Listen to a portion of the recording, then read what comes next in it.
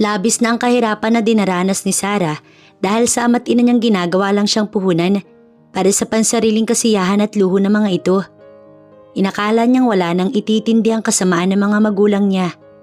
Ngunit hindi niya inaasahan na may mas malala pa palang gagawin ng mga ito. Tinangay ng magulang niyang 1 milyon na naging utang nito sa isang bilyonaryong negosyante. At ang malala, siya pa ang ipinangbayad ng mga ito. Paano na nga ba mababawi ni Sarah ang simpleng buhay na pinapangarap kung nakakulong na siya sa bilyonaryong si Emerald Liveste? Gabi ka na kung umuwi ah. Napangiti si Sarah nang makasalubong niyang matandang naglalako ng balot, si Manang Edna. Napapadalas na nga na gabi siya umuwi. Overtime kasi siya palagi dahil kulang ng janitress sa mall na kanyang pinapasukan. Manang Edna, ayos lang po ako. Sabi ko naman sa iyo Manang na huwag ka nang gagawin ng lako dito dahil delikado po. Matanda ka na at baka mapagtripan ka pa ng mga lokong lasing. Inaalala kita Sarah, sa ating dalawa. Gasino na lang naman ilalagay ko sa mundo ay ikaw. Ikaw sobrang bata mo pa, marami ka pang mararating. Sa susunod nga, huwag ka na magpapagabi dahil sabi mo nga'y delikado. Eto iha, may inabot itong balot. Kumain ka na muna bago ka dumiretso sa bahay ninyo. Panigurado na ubos na naman ang pagkain at wala ka ng darat na magulang doon. Napakunot ang noo ni Sarah. Ho? Bakit naman po Manang Edna? Nasa sugalan na naman po ba ang mama at papa ko? Hindi ba't mas makakabuti kung umalis na nga sila? Kasi pinahihirapan ka lang naman nila. Nandito ako ihat tutulungan kita. Halina, umuwi ka na dahil ipaghahanda kita. May tinira akong ulam sa bahay para sa'yo. Naguguluhan si Sarah. Hindi niya magets ang sinasabi ni Manang Edna. Bakit sinasabi nitong wala na siyang daratnan? Sanay naman na siyang palaging nasa kasino ang kanya magulang. Pero para bang permanente na ang pag-alis nito, kaya ganito na lang ang sinasabi ni Manang Edna. Manang Edna, ano ho bang sinasabi niyo? Umalis na ang mama at papa mo, walang tinirang gamit. Pinagbibenta nila lahat kanina. Tapos umalis. Sinabi pa nga nila sa kapitbahay na hindi na sila babalik dahil mayaman na sila. Kundi ba naman mga baliw, di ba? Palagay ko'y nanalo ng malaki sa kasino kaya iniwan ka na. Nalulungkot ka ba, iha? Sana wag ka nang malungkot na wala na sila. Dahil impyerno lang naman ang buhay mo pag nandyan sila. Isa na ako sa mga unang tutulong sa'yo, Sarah. Bata ka pa lang ay nakikita ko ng pagmamalupit nila. Kaya naman hindi sila kawalan, Sarah. Ito ang paliwanag at payo ni Manang Edna sa kanya. Hindi pa alam ni Sarah ang sasabihin kaya naman nanatili siyang tahimik. Ilang minuto pa, binasag niya ang katahimikan. Manang, salamat po sa pag-aalala at salamat din po sa mga sinabi mo sa akin. Mauna na po ako, baka po marami pa akong kailangang ayusin sa bahay. Pahinga ka naman ng Edna, mas pagod ka pa sa akin eh. Uwi ka na lamang niya bago dumiretso na pauwi. Pagdating niya sa bahay ay halos walang gamit sa loob, para bang inabandona na talaga. Gustong maiyak ni Sarah dahil ultimo mga napundar niya nilimas ng kanyang magulang. Bakit ganito ang ginawa nila sa akin? Naluluhang tanong ni Sarah habang dinadama ang puso niyang durog na. Napaupo si Sarah sa lapag dahil sa pangihina. Napakamalas niya sa magulang, hindi naman niya hinangad na ipanganak. Pero ito ang nagdesisyon na buuin siya. Tapos ganito lang pala ang aabutin niya. Patuloy lang ang pag-agos ng luha ni Sarah nang may sumipa sa pinto dahilan para siya'y matigilan. Ikaw ba si Sarah? Po, ako nga po, bakit po? Bigla na lamang siyang kinaladkad ng 2 lalaki at sinakay sa kotse. Dapat sa mga oras na to, pumapalag at nagwawala na si Sarah. Dapat nga sumisigaw na siya umihingi ng tulong para may makakita sa kanya. Na kinukuha siya ng 2 hindi niya kilalang tao. Ngunit wala siyang ginawa. Maayos siyang sumamat hindi kinailangan pang pilitin. Dahil para kay Sarah, wala nang lalala sa naging buhay niya kasama ang kinalakhan niya mga magulang na ni minsan hindi niya naramdaman na naging magulang sa kanya. Manhid na manhid ang puso ni Sarah sa sobrang pasakit na kanyang dinanas. Bakit ba hindi pa ninyo ko pinapatay? Walang emosyong tanong niya habang ang mga luha niya ay umaagos lamang. Ngunit hindi niya maramdaman ang mga luha niya sa sobrang manhid. Immune na siya sa sakit sa totoo lang. Gusto nga niyang matawa na bakit hanggang ngayon wala pang ginagawa ang dalawa. Saan ba siya dadalhin ng mga ito sa hindi siya makikita para doon itapon pag wala na siyang buhay? Bakit sobrang na-excite siya sa mga oras na to? Sa mga oras na to gustong gusto niya nang mawala dahil para kay Sarah ang kamatayan ang tanging niyang kalayaan. Hindi kami ang magdedesisyon niyan kundi ang boss lang namin. Siya ang hahatol sa'yo. Napailing pa ang isa ng sulyapan siya. Sayang ka. Napakasama ng mga magulang mo para sa'yo ipaako ang 1,000,000 na natangay nila sa amo namin. Naawa ka? Ngayon lang ako nakarinig na may isang taong nagawang maawa sa akin. Buong buhay ko kasi, si Manang Edna lang ang taong nagpakita ng awa at pagmamahal sa akin eh. Pero salamat ha, at least bago ako mamatay, nakakilala ko ng bagong tao na naaawa pala sa akin. Mapait siyang umiti. Hindi na kumibo ang dalawa. Dumating sila sa malaking mansyon. Sa sobrang laki nito, mistulang abandonado ito. Pinalabas siya ng dalawa at sumunod naman siya upang mas mapabilis na ang paghatol sa kanya ng tinutukoy na boss ng mga ito. Dumito ka lang muna. Nasa banyo pa daw si Mr. Montemayor. Bili ng isa. Nakabantay kami kaya hindi ka makakatakas dito. Hindi mo rin gagalawin ang mga gamit na makikita mo. Maselan si boss. Dagdag na bilin pa nito bago siya iniwan. Ginala ni Sarah ang mga mata niya. Isang malaking litrato ang nakita niya na nakadikit sa pader. Matandang lalaki ang nakadisplay doon at sa tingin ni Sarah, ito si Mr. Montemayor.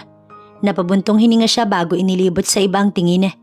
Sinulyapan niya ang dalawang lalaki at nang wala ang focus nito sa kanya, agad siyang tumayo mula sa prente niyang pagkakaupo.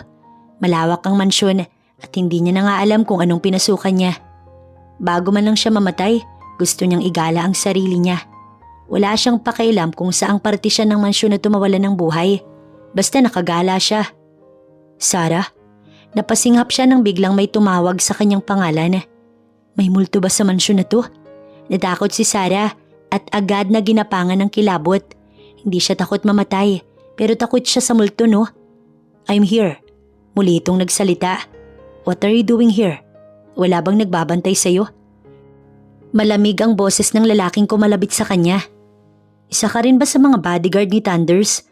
So ano, babarilin mo ba ako? Wala akong pakialam.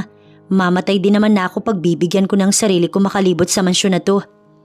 Matapang niyang sabi sa lalaking palagay niya ay isa sa mga bodyguard. Thunders? Sinong tanda ang tinutukoy mo? Di yung nautangan ng magulang kong mga kampon ni Satanas. Sabi naliligo pa daw eh. Hindi mo naman siguro ako sisitahin, di ba? Lilibot lang naman ako. Hindi ko sasabihin na nakita kita. Busy yung mga tropa mong nagchichismisan. Wika pa niya bagong umiti. Masaya ako mamamatay kapag nalibot ko yung mansyon na to. If ever maging multo ko, dito na lang ako mamamalagi. Nakataas ang kilay nito sa kanya. Tsaka lang niya napansin na bagong paligo ito. Patuyuin mo muna yung buhok mo sa electric fan. Tapos pagtapos mo, nasa couch na ulit ako. Tahimik na nakaupo. Pangako. Pamimilit niya sa lalaki. I'll be right back. Paalam nito bago umakyat sa hagdan. Kumuway pa siya bago tinuloy ang paglilibot niya. Bumalik sa Emerald sa silid niya. Natatawang tinawagan niya ang dalawang tauhan niya na si B1 at B2. Boss, nawawala po si... Pinutol niya si B1 sa nais nitong sabihin. I saw her. Pabayaan lang muna ninyo. Babalik din siya ilang minuto lang. Pababa na ako in 10 minutes. Bilin pa niya bago binaba ang tawag. Paano ba siya nito napagkamalang Thunders? Naalala niyang ang lolo nga pala niyang nakadisplay sa sala. Paniguradong inakala nitong siya ang matandang yun. Inayos na muna ni Emerald ang buhok niya at sinuot ang mamahalin niyang relo bago bumaba na. Dinatnan niya sa sala si Sarah na tahimik lang na nakaupo na animo hindi sumuway. Ikaw pala, wala pa yung boss niyo? Pakisabi naman na pakibilisan para hindi na madelay yung pag-akyat ko sa langit. Sumenya siya kay B1 at B2 kaya may inilabas na papers ang mga ito. Ito ang magiging kasunduan sa pagitan nila ni Sarah para sa pagbabayad ng 1,000,000 na utang ng mga magulang nito. In case you still didn't know me, my name is Emerald Liveste Montemayor. And yes, I'm their boss. Hindi ako ang matandang nakapaskil sa pader na yan. That's my grandfather. Now Sarah, read the agreement before you... Sandali, hindi ka utusan dito? Gulat na tanong nito bago napasulyap kay B1 at B2. Bakit hindi mo man lang sinabi kanina? Why, is that important? Hindi naman, akala ko lang kasi tauhan ka rin. Bakit may pa-agreement pa? Patayin mo na ako, hindi naman na ako makakapagreklamo pa. Patay na nga, diba? Wala rin ako ipambabayad sa utang nila kahit na sinugin mo pa ako, Mr. Montemayor. Sino bang nagsabing papatayin kita? I never said that. Binibigyan kita ng choices para mabayaran ang utang nila. 2 choices lang, Sarah. At ang una, maging servant ka dito sa mansyon para paunti-unti mong mabayaran ang utang ng mga magulang mo. O magpakulong ka na lang. What if patayin mo na lang ako? Good choice. Oo, tama, patayin mo na lang ako. Nasa choices ko lang ang pwede mong pagpilian. Walang emosyong sagot niya na ikinatahimik nito. May tanong lang ako bago ako pumili sa 2 choices na binigay mo. What? Bakit ako yung kailangan na magdusa sa utang nila? Oo, magulang ko sila. Pero hindi naman ako yung umutang sa'yo at hindi rin ako yung lumustay sa pera. Sa tingin ko, you're being unfair, Mr. Montemayor. Dahil ikaw ang isinangkalan nila sa akin, ikaw daw ang magbabayad sa 1 milyon at kahit anong gawin ko sa'yo ayos lamang. Wala silang pakialam sa'yo, nagigets mo ba? Bata pa lang ako. Alam ko na yun. Hindi mo kailangang ipaintindi sa akin. Wala itong sinabi, kundi hinintay na lamang siyang mamili. Kung sakaling magtatrabaho ko sa'yo, anong magiging trabaho ko? I consider that as your choice. Well, ang trabaho mo dito ay maging kasambahay. May sahod ka pero mapupunta lahat sa binabayaran mo. Free meal at libre na din ang mga personal na kailangan mo. Bukas ay maaari ka na magsimula. Pinirmahan na niya ang agreement na nilatag nito. Pinapasok na siya nito sa kanyang magiging silid dahil gabi na. Ngunit hindi makatulog si Sarah. Ilang oras na siyang hindi dinadalaw ng antok, kaya naman naupo siya sa kama. Hating gabi na, ngunit kahit katiting na antok, hindi dumadalaw sa kanya. 1 oras pa muna siyang nagmuni-muni dahil baka dalawin na siya ng antok. Ngunit wala pa rin talaga, kaya naman minabuti niya nang lumabas na muna. Hindi niya na binuksan ang ilaw sa ibang parte. Sapat na liwanag lang ay ayos na. Isa sa kusina at isa sa sala. Ngunit hindi masyadong maliwanag. Nahihiya kasi siya dahil baka magising niya si Emerald na malamang mahimbing na ang tulog. Tumingin si Sarah nang maaaring makain sa refrigerator dahil nagugutom talaga siya. Kinaladkad siya ni B1 at B2 sa mansyon na to na hindi man lang kumakain pa. Sana pala, kinain niya na ang balot na binigay ni Manang Edna sa kanya, pampawala ng gutom. Nakakita siya ng gatas at cookies na pwedeng pangtawid gutom. Samantalang si Emerald naman, kasama ang pinsan niyang si Fidel, nasa favorite tambayan sila, sa club mismo ng kanyang pinsan. So, kamusta naman ang mag-asawang hinahabol mo dahil sa utang nila? Hawak ko ng nag-iisang anak nila. Ito naman ang sinabi nila. Kuhanin ko ang anak nila para sa utang nila. Bakit ko naman palalampasin ang 1 milyon ko? Dahil magulang niya iyon para sa akin, obligasyon niyang bayaran ang utang ng ama't ina niya. Malas niya dahil ubod ng sama ang mga magulang niya. But that's not my problem. Bariya lang ang 1 milyon sa iyo, Emerald. For me, wala naman talagang dapat obligasyon ng anak nila na bayaran ng perang sila naman ang umutang. That's not my problem, Fidel. Hindi na magbabago ang desisyon ko na anak nila ang magdusa. Hindi naman din kawawang-kawawang babaeng yun. Kailangan nga lang niyang maging servant ko sa loob ng mahabang panahon bago siya makalaya. Baka senior citizen na hindi pa nakakalaya. Sa liit ng sahod niya, mahabang panahon bago matapos bayaran ng 1 milyon. I don't care, Fidel. And don't you dare help her. Sa ugali mong iyan, kaya ka naaabuso. Natawa ang kanyang pinsan. Sino naman nagsabi sa iyo na tutulungan ko siya? Kilala na kita. Hindi ko makakalimutan ang ginawa mong pagtulong sa unang naging katulong ko. Dapat ipapakulong ko siya dahil sa pagiging malikot ng kamay niya. But you paid her bills para makalaya na siya at hindi na makulong. Naiiling pa si Emerald. So anong nangyari? Inabuso ka, di ba? Nilapitan ka at hiningan ka ulit ng pera para naman daw sa may sakit nitong ina. Yeah, I remember pero naawa lang naman ako. Fidel, seryoso ko. Tama na ang panghihimasok sa mga bagay na napagdesisyonan ko na. Pinsan kita, kaya pinagbigyan kita. Pero sa susunod na gawin mo ulit yun, masisira tayong dalawa. Oo na, cheers na nga. Pinutol na nito ang kanilang topic. Hi, napasulyap si Emerald sa babaeng sumulpot. I forgot, si Denise nga pala bro. Regular customer na siya sa club. She's single. Bulong pa ni Fidel. Kumindat ito ng sulyapan niya. Malaki pala mansyon mo. Nasa tapat na sila ng mansyon nang ihinto ni Emerald ang kanyang kotse. Dinala niya si Denise sa mansyon gaya na lang ng mga babaeng nakikilala niya sa club ni Fidel. Hindi na bago kay Emerald ang mag-uwi ng babae at dito galawin sa mansyon niya. Madaling araw ka aalis. May pasok ako tisa pa. Ayoko makita ka ng iba. Ipapahatid kita kay Biwan. Si Biwan ang inuutusan niyang maghatid sa babaeng inuuwi niya. Madaling araw? It's too early. Walang beauty rest after mo kung lantakan sa kama? Hindi ba kaya ng may araw na? No, kung ayaw mo makakauwi ka na ngayon pa lang. Gosh, sobrang bilis mo namang mapikon. Fine, madaling araw wala na ako sa paningin mo. Pinasok na ni Emerald ang kotse sa garahe bago lumabas na. Dumiretso siya sa loob habang si Denise nakasunod sa kanya. Sa sala pa lang, sinunggaban niya na si Denise ng halik. Alam na ni Biwan ang gagawin. Nakapatay na ang mga CCTV sa mga oras na to dahil ayaw niyang naire-record ang mga ganitong pangyayari. Napunta sila sa kusina ni Denise. Ngunit natigilan siya nang bigla niyang makita si Sarah na nakatanga habang may subo pang saging sa bibig nito. Sa gulat nito, napatakbo ito palabas sa kusina. Mariin siyang napapikit bago tinigil ang ginagawa niyang pagpapaligaya kay Denise. Nawala na ang sensasyong nararamdaman niya nang sirain ni Sarah ang kanilang moment. Sino ba yun? What's wrong? Naiinis na tanong ni Denise. Nakalimutan kong may bagong kasambahay nga pala ako. Ipapahatid na kita kay Biwan. Walang emosyong sagot niya. Tinawagan niya si Biwan upang ihatid na si Denise. Samantala si Sarah naman, gulat na gulat sa nakita. Dahil sa gulat, nagawa niyang malunok ang isang buong saging na nakasubo sa kanya. Imbis na hindi madalaw-dalaw ng antok, bigla siyang napilitang makatulog dahil sa nasaksihan niya na mas malala pa sa bangungot. Kinabukasan, maaga siyang gumising kahit na walang kumpletong tulog. Inuna niyang gawin ng breakfast bago ang paglilinis ng ibang mga kasangkapan. Abala siya sa pagkuskus ng sahig nang maputol ito dahil kay Biwan. Bigla kasi itong dumaan habang natatawa. Sinulyapan niya ito.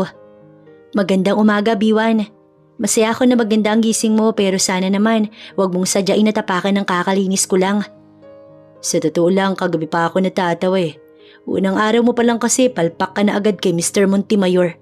Binitin mo ang boss natin sa dapat na digmaang magaganap kagabi. Gets niya ang sinasabi nito. Napabuntong hininga siya bago sumagot. Sorry na nga diba? Malay ko bang mapupunta pala sila sa kusina? At isa pa, ako ang nauna doon no, so hindi ko naman kasalanan na mapadpad sila doon. Ngayong alam mo na sa susunod iwasan mo nang lalabas ng gabi dahil ganun talaga si boss. Lalaki siya na may pangangailangan, hindi mo maaalis sa kanya yon. Pangit tuloy gising ni Sir Emerald dahil sa buwisit niya. At dahil sa ginawa mo, kami ang mapagbubuntunan nito dahil kami ang kasama niya. Napailing pa si Biwan. Sorry na nga eh. Sa isipan na lamang ito na sabi ni Sarah. Itinuloy niya na ang kanyang ginagawa. Dahil para sa kanya, wala siyang kasalanan. Siya pa nga ang biktima eh. Inosente siya at walang karanasan sa ganung bagay. Bakit ba kasi hindi na lang dumiretso ang dalawa sa kwarto? Natigilan sa pagmamap si Sarah nang makita niya ang paa na muntik na niyang masagi ng map. Sinulyapan niya ito at nakita niya si Emerald na mukhang masama ang gising. Hindi ko naman sinasadyang nangyari kagabi. Hindi ko alam na... Now you know. Kalmadong sad nito. Sa susunod na mangyari pa yun hindi na kita pagbibigyan. I don't care what do you want to do. Basta by 10 p.m. hindi ka na gumagala-gala sa labas. Naiintindihan mo ba? Tumango siya bago napabuntong hininga. Di na siguro dapat niya pinaliwanag pa ang side niya. Wala namang nakakaintindi sa kanya bukod kay Manang Edna. Kamusta na kaya si Manang? Bigla tuloy niya itong naalala. Nalulungkot siya na hindi man lang niya nagawang magpaalam. Is my breakfast ready? Oo, tapos na kanina pa. Pero hindi ko alam kung ano mga bet mong kainin. Kaya naman niluto ko na lang kung anong nasa ref na pwede mong almusalin. Saad niya bago bumalik sa ginagawa niya. Kumain ka na ba? Tanong pa nito. Umiling siya. Sumabay ka na. But next time bago pa ako magising, dapat tapos ka nang mag-almusal. For this day, sumabay ka na muna, Sarah. Aya nito na agad naman niyang sinunod. Nabasa niya sa agreement na kada suway niya bawas sa kanyang sahod. Bakit nakatitig ka pa? Why don't you just eat, Sarah? Don't stare at me na para ako may ginawang malaking kabalbalan. Napatitig lang naman siya dito dahil naalala niya kung paano nito lantakan ng pechay ng babae kagabi. Hindi maalis sa isipan niya ang katas ng babae na nasa gilid ng labi ni Emerald. Napangiwi si Sarah dahil ayaw pang mawala sa isipan niya. Wala naman dapat siyang pakialam. Hindi naman din siya sobrang inosente about sa adult things. Oo, wala siyang experience pero alam naman niya na ang babae at lalaki ay ginagawa ang pribadong bagay na iyon. Morning, boss. Bati ni B1 nang sila ay makita. Uy, nandito din pala si Mambuboso. Natawa pa ito. Mambuboso? B1, hindi ko sinasadya na makita si Emerald na nilalanta ka ng pechay ng babaeng yun, ha? Ilang beses ko bang ipagtatanggol ang sarili ko? Sino bang gustong makita ang pribadong bagay na yun? Nagutom lang naman ako, yun lang ang kasalanan ko. Naiirita na si Sarah na hindi niya na matiis pa. Dapat kasi paggabi nasa silid ka na. Next time pwede mo akong sabihan, gising ako sa gabi, duty ko kasi yun. Inirapan niya ito. B1, tama na ang pangasar. Alam na ni Sarah na hindi na dapat siya lumalabas by 10 p.m. So tama na. Naihatid mo ba si Denise sa bahay niya? Iniba nito ang usapan. Denise palang pangalan ng babaeng dapat na tsutsuk-tsakin nito. Yes, boss. Buisit na buisit nga eh. Napairap na lamang siya bago itinuloy ang pagkain.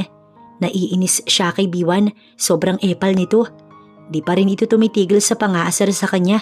Kahit na hindi naman niya sinasadyang maputol ang mainit na tagpo ng dalawa kagabi. Adobo ang iluto mo para sa dinner. Bili ni Emerald bago ito umalis. Si Bito nga palang may iwan dito para sa security. Pahabol naman ni B1. Sorry na, hindi na kita aasarin. Saad pa nito, ngunit inirapan niya lang si B1. Tinapos ni Sarah ang lahat ng dapat niyang gawin. Bandang 6:00 naman ay nagsimula na siyang magluto ng dinner. Naligo na siya matapos ang pagluluto. At habang nasa shower, dinalaw na naman siya ng lungkot. Lungkot na nagbibigay ng trauma sa kanya simula pagkabata. Napahagulgol na lamang si Sarah nang sumagi na naman sa isipan niya ang malungkot na dinanas niya sa kamay ng kanyang mga magulang. Ngayon naman, sinulit na talaga nila ang pagpapahirap sa kanya. Dahil isinangkala naman siya ng mga ito sa bilyonaryong si Mr. Montemayor. Wala na siyang malugaran. Kahit kamatayan, ipinagkakait sa kanya. Mugto ang mata ni Sarah paglabas niya sa shower. Nauna na siyang mag-dinner dahil ganun din naman sa breakfast, kailangan paggising ni Emerald, tapos na siyang kumain. Pauwi na sila, sir. Sa dinner, hindi mo naman kailangan maunang mag-isa. Kami ni B1 sabay kaming kumakain. Pwede kang sumama sa amin. Ganun din sa agahan. Pasensyahan mo na si B1. Mapang-asar lang siya pero mabait naman yun. Kinalulungkot din pala namin ang sinapit mo sa mga magulang mo. Napangiti siya kay Bito. Salamat ha. Pero ayos na ako na ganito. Kalkulado ko na rin sa utak ko na kahit mag-senior citizen na ako, hindi pa rin ako matatapos sa pagbabayad ng utang nila. Hindi ko alam kung maniniwala ka pero mabait si boss. Galing ako sa mahirap na kalagayan. Basurero lang ako pero kinuha niya ako at binago ang buhay ko. Habang si B1 naman, dating laman ng kulungan, binago rin ni Mr. Montemayor ang buhay niya. Ikaw, naniniwala ako na lalambot din ang puso niya sa'yo at hahayaan kang makalaya. Barya lang ang 1 milyon sa kanya. Baka gusto ka lang niyang subukan. Sawa na kasi si Mr. Montemayor sa mapang-abuso kaya nahihirapan na siyang magtiwala sa ngayon. Paliwanag ni Bito. Basta, ano man ang mangyari tanggap ko na. Pero mas gusto ko sana kung mamamatay na ako. Sarah, naniniwala ako na malalampasan mo ang lahat ng to. Napangiti siya. Salamat naman at may panibagong tao na nagpupush sa kanya na magpatuloy sa buhay. Sir, sorry to disturb you pero may gusto pong pumasok. Denise daw po ang pangalan. Kinatok siya ng kanyang sekretarya. Dahilan para mawala ang focus niya sa mga papers na isa-isa niyang nire-review. Sige, pumasok ka mo. Hello, bati ni Denise nang ito ay makapasok. I'm here because naiinis ako sa nangyari kagabi. Inalis mo na ba yung katulong mo? Tanong pa nito nang maupo. I can't do that, Denise. Kalimutan mo nang nangyari tapos na yun. Why are you here? Nothing, I just want to see you. Hindi mo man lang ba ako na-miss? Hindi na tuloy ang dapat na gagawin natin kagabi. Bulong nito habang malagkit ang tingin sa kanya. Well, you see, I'm busy right now. Wala na rin ako sa mood para sa gusto mo. Nice to meet you, Denise. Diretsahang sagot niya. Ganun na lang? I mean, why? We're both single. Bakit hindi natin ituloy sa dating ang... Pinutol niya ito. Hindi ako nakikipag-date. Eh di wag mag-date. Use me, Emerald. Pwedeng-pwede ako anytime. Nalaman ko sa pinsan mong si Fidel na iyon naman talaga ang dahilan ng pagtambay mo sa club niya. So why not me? Imbis na iba't ibang babae, ako na lang. Kinukumbinsi siya nito. Napatitig siya kay Denise at sinuri ito mula sa ulo hanggang paa. Fine, I'll call you when I need your service. Walang emosyong sagot niya bago sumenyas na umalis na ito. Natutuwa naman itong umalis. Napangisi na lamang siya't napailing na bigla itong naghabol sa kanya. Bandang hapon, umuwi na si Emerald. Si Biwan ang kanyang driver. Dinatnan niya ang dalagang si Sarah, nakausap si Bito na tila ba masaya pa ang kwentuhan ng dalawa. Napataas ang kilay niya bago tinawag si Sarah. Pakiayos ng dinner ko, gusto ko nang kumain. Utos niya bago hinubad ang suit niya. Mabilis naman itong sumunod. Nawala ang ngiti nito at bumalik sa pagiging seryoso. Bito, mukhang pinupormahan mo si Sarah ya. Natatawang panunokso ni Biwan sa kasamahan nito. Hindi, ikaw talaga masyado ka. Dinadamayan ko lang si Sarah kasi diba suicidal siya. Suicidal? Napakunot ang noon Emerald. Oo nga pala, nakakaawa din talaga boss. Baling ni Biwan sa kanya. Kawawa din kami pero mas kawawa ang babaeng yun. Alam mo ba boss, nung kinuha namin siya, masaya siya dahil akala niya papatayin namin siya. Tapos biglang nalungkot nung sinabi naming ikaw ang magdedesisyon nun. Sabi pa, kamatayan daw ang kalayaan niya. Mugto nga ang matabos, umiiyak kanina. Inatake na naman yata ng lungkot. Kaya ayun, kinuusap ko na muna. Pero boss, hindi ko po siya pinopormahan. Paliwanag ni Bito sa kanya. Hindi siya kumibo. Dumiretso na siya sa hapagkainan upang mag-dinner. Para after dinner, makapag-shower na siya at makapagpahinga na rin. Napasulyap siya kay Sarah na mugtunga ang mga mata. Gusto ko sanang manood ng TV. Pwede po ba? Sige, wala naman akong balak na umalis ngayong gabi. Kahit magdamag ka pang manood. Salamat po. Tumango lang siya bago nagsimulang kumain. Samantalang si Sarah naman, ginawa na muna ang mga dapat niyang gawin bago ang pahinga niya. Ngunit imbis na magtungo sa silid ay sa sala siya dumiretso upang manood. Bigla lang sumagi sa isipan niya na gusto pala niyang manood ng TV. Gusto niyang manood ng mga pambatang panoorin dahil hindi naman niya iyon naranasan. Puro pasakit lang ang dinanas niya. Hindi niya naramdamang maging bata. Habang nanonood, namalaya na lamang ni Sarah na umaagos na pala ang luha niya habang tumatawa sa pinapanood niya. Why are you crying? Wala namang nakakayak sa cartoon, Sarah. Nagulat siya kay Emerald kaya agad niyang pinahid ang kanyang mga luha. Masaya lang ako dahil nagawa ko manood ng ganito. Parang nahihil yung inner child ko. Nainggit ako sa mga bata kahit hindi kumpleto ang pamilya. Maayos naman ang trato sa kanila. O kaya'y naranasan pa rin nilang maging bata. Habang ako, kumpleto nga kami. Impyerno naman ang dinanas ko sa kamay ng mismong mga magulang ko. Mapait siyang napangiti. Ngayon ko nga lang na-realize na sana noon pa nila ginawa sa akin to. Pakiramdam ko, nakaahon ako sa impyerno nung iwan nila ako at isang kalan sa ibang tao. Mas maayos kasi ang trato sa akin dito kumpara sa amin. Tumayo na si Emerald habang siya'y umaagos na naman ng mga luha dahil sa sakit na hindi mawala-wala sa kanyang puso. Salamat ha, pero mas magiging maayos ako kung ibibigay mo sa akin ang kamatayan. Gusto ko nang mamatay. Pwede bang patayin mo na lang ako? Hinawakan niyang braso ni Emerald. Patayin mo na ako. Inaatake na naman si Sarah na hindi niya mapigilan ang sarili niya. Nawawala siya sa tuwing grabe ang iyak niya. Hindi mo man lang ba naisip na kapag namatay ka, pinatunayan mo lang sa kanila na wala kang kwenta at mahina ka? Bakit hindi mo ipakita sa kanila na kaya mo sila? Gumanti ka, Sarah. Yun ang gusto kong gawin mo. Imbis na lunurin mo ang sarili mo sa mga luha mo. Paano ko tutulungan ng taong ayaw ng mabuhay? Napahagulgol si Sarah. Bakit mo ko tutulungan? Ang laki nga ng utang nila sa'yo. Ginawa nga nila akong pambayad. Si Biwan at Bito nga nagawa kong mabago ang buhay. Ikaw pa kaya? Barya lang ang 1,000,000 na yon. Kapag tinulungan kita, gusto kong ipakita mong karapat-dapat ka.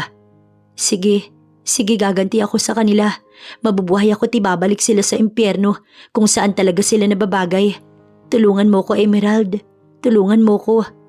Pinahid ni Emerald ang kanyang mga luha. Bukas na bukas, mag-iiba na ang buhay mo, Sarah. Tama ba ako nang narinig? Seryoso ka? Sinabi mong wala kang balak na… Pinutol ni Emerald ang pinsan niyang si Fidel. Sinabi kasi niya rito na tutulungan niya si Sarah na makaganti sa mga magulang nito. Hindi naman ako masamang tao, Fidel. Ayoko lang na inaabuso ako kaya hindi agad ako nagtitiwala.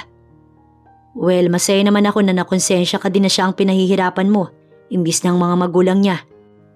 Kailangan ko lang tulong mo dahil may ipapahanap ako. Matapos nilang mag-usap magpinsan, binaba na niya ang tawag. Sana lang hindi siya nagkamali na tulungan si Sarah. Maagang umalis si Sarah at Emerald. Sinama siya ni Emerald sa isang mall kung saan ibibili daw siya nito ng mga gamit upang maging elegante ang datingan niya. Once na makita na ulit niya ang kanyang mga magulang, iaharap daw sa kanya ito ni Emerald at maaari niya nang gawin ang mga gusto niyang gawin o sabihin. Hindi ba't parang sobra naman itong… Natigilan siya nang magsalita agad ito. I'm helping you so just be grateful. Gusto kong makita nila na imbis maging impyerno lang ulit ang buhay mo, nabigo sila dahil mas napaayos ka. Hindi ka dapat magpakita ng awa sa kanila. Naiintindihan mo ba, Sarah? Napatango siya sa sinabi nito. Now, I want you to change that dress. Mas maganda pa dyan ang isuot mo. Sumenya siya sa sales lady. Bigyan mo siya ng pinakamahal niyong dress dito. Napaawang na lamang ang kanyang labi. Hindi na siya nagreklamo pa dahil baka mayamot lang si Emerald. Imbis na tumulong ito, pabayaan na siya nito. Kalahating oras naghintay si Emerald dahil inayusan pa si Sarah. Nagsusukat din kasi ito ng mga outfit na simula sa araw na to, isusuot na ni Sarah. Binubuo niyang muli ang dalaga at inihahanda na sa laban nito sa magulang. Ipinahanap niya ng mag-asawa. Sa ngayon wala pang update dahil isang araw pa lang naman. Naasahan niyang bukas na bukas may update na siyang makukuha mula sa private investigator na nirecommend ng pinsan niyang si Fidel. Sir, eto na po si Ma'am. Napasulyap siya kay Sarah. Napako ang tingin niya dito ng ilang minuto bago tumayo mula sa prente niyang pagkakaupo. Saan ang billing? Tanong niya sa sales lady. This way po, sir. Iginawi siya nito sa billing area habang si Sarah pinasama niya na kay Biwan patungo sa kotse. Boss, saan po ang punta? Tanong ni Biwan. Ihanap mo kami na makakainang restaurant. Lunchtime na so we need to eat. Wika pa niya bago sinulyapan ng tahimik na si Sarah. Bagay naman sa iyo kaya bakit tingin ka ng tingin sa sarili mo? Tanong niya nang mapansin ito. Hindi kasi ako sanay na ganito ang ayos. Ngayon lang kasi ako nakapagbihis ng ganito. Tapos, sobrang mahal pa ng damit na suot ko. Hindi mo naman ako kailangan. Kailangan mong maging maayos sa paningin nila para makita nilang hindi ka nalugmok sa putik. Naiintindihan mo ba? Napairap si Emerald bago iginawi sa labas ang tingin niya. Narinig niya ang pagbuntong hininga ni Sarah. Napasulyap siya dito nang hindi ito nakatingin sa kanya. Nakikita niyang kinakabahan ito. Sa isang magarang restaurant sila bumaba ni Sarah. Ipinagbukas ito ni Biwan habang siya diretso lang na pumasok sa restaurant. Si Biwan na din ang nag-usog ng upuan para kay Sarah, kaya naman siya ay naupo na. Steak and pasta lang sa akin. Ikaw ba, Sarah? Tanong niya nang mapansing nakatitig lang ito sa menu. Best seller ba nilang steak? Parang hindi ko yata malulunok dahil sobrang mahal. Sana sa karinderya na lang, masarap din naman dun. Nakatitig lang siya dito. Steak na lang din tsaka pasta. Gaya nito sa kanyang in-order. Pasensya na, hindi naman sa ignorante ako, Emerald. Nahihiya lang ako na sa pagkain lang makakalibo ka na naman. It's on me, don't worry. I'll take care of everything because I'm helping you, Sarah. Walang charge na kahit ano sa'yo. You don't need to worry. Parating pa lang ang order nila nang may tumawag sa kanya. Sinagot niya ito kahit na si Denise lang naman. Napatawag ka? Buungad na tanong niya. Kasi naman, hinihintay kitang tawagan ako eh. Free ka ba today? Gusto ko sanang ayain kang mag-lunch. Sobrang gutom na ako. Hindi ako diet ngayon so kain tayo sa labas? But I'm having my lunch now. Kumain ka na lang pwede. Huwag mo na ako istorbohin. I told you, Denise, tatawag ako. Napasulyap si Emerald kay Sarah na nakatingin pala sa kanya. Ngunit agad itong nag-iwas ng tingin dahil sa hiya. Napangisi siya ng bahagya bago muling nagsalita. Ibababa ko na, Denise. Ma'am, sir, eto na po ang order. Sandali nga, may kasama ka?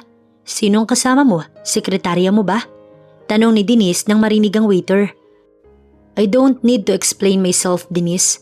Yamot niyang sagot bago ibinaba ang tawag. Let's eat. Wika niya nang napasulyap kay Sarah na hindi pa rin ginagalaw ang pagkain. Si Denise ba, GF mo? Out of nowhere ay bigla na lang itong naitanong ni Sarah sa kanya. No, she wasn't my GF. Hindi ako nakikipagrelasyon, Sarah, cause I hate commitment. Sagot niya sa dalaga.